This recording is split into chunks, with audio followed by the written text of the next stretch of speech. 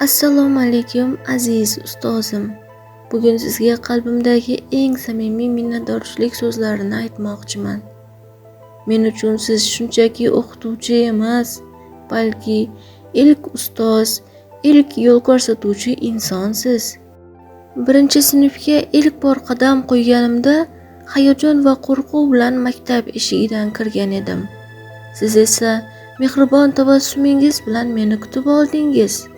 Harflarni tanitdingiz, kitob o'qishni o'rgatdingiz, bilim olishga bo'lgan qiziqishimni uyg'otdingiz.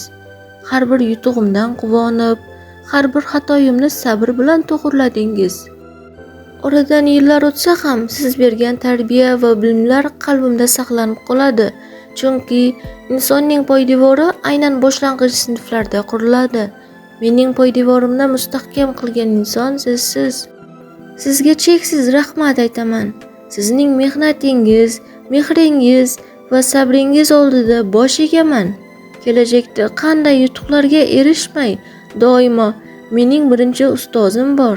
U menga ishonishni va intilishni o'rgatgan deb faxr bilan aytaman. Aziz ustozim, umringiz uzoq, qalbingiz doimo quvonchlarga to'la bo'lsin. Sizni hech qachon unutmayman. Rahmat sizga ustoz.